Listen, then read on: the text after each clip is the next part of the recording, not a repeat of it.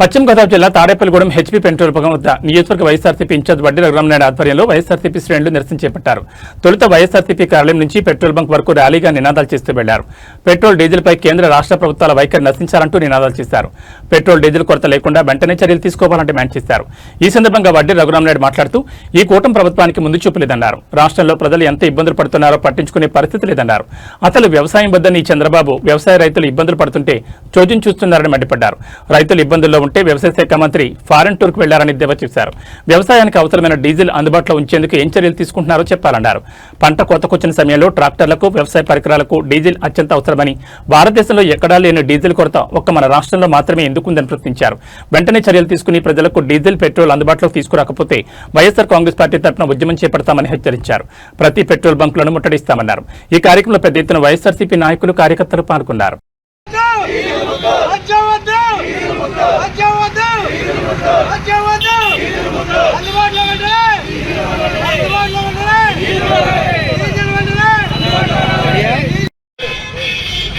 మీరు అనుకుంటే వస్తుందిరా, రాజు అంటే ఏమవుతుందా?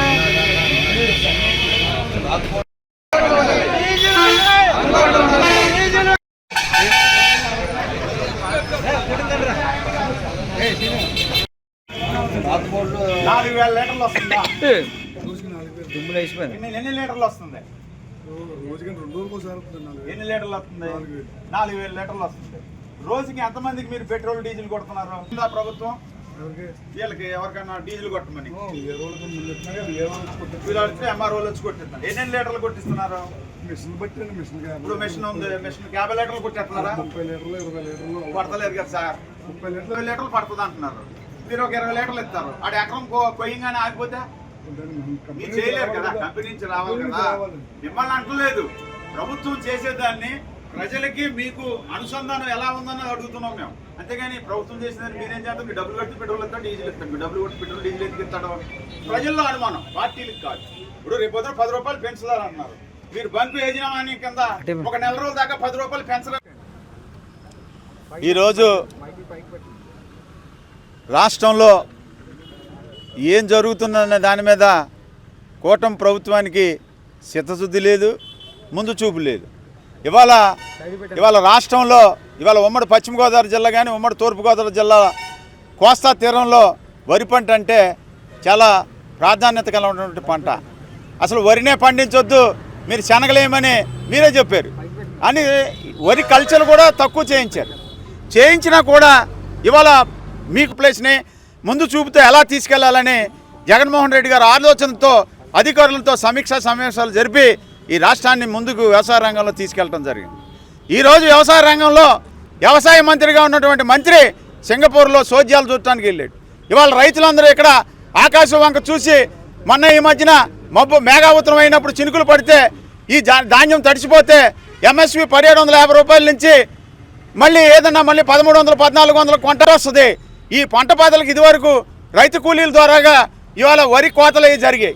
ఇవాళ ఆ కాలం నుంచి ఇవాళ టెక్నాలజీగా మారిన తర్వాత ఇవాళ కోత మిషన్ల ద్వారాగా ఇవాళ వరి కోతలు జరుగుతున్నాయి. తర్వాత ఈ పశువుల కోసం ఈ గ్రాసు వరిగడ్డి కోసం మళ్ళీ మిషన్ల ద్వారాగానే బండిల్స్గా చేశారు. అంటే ఈ మిషన్లన్నిటికీ దాంట్లో దోపిడీకి అలవాటు పడ్డారు మీరు.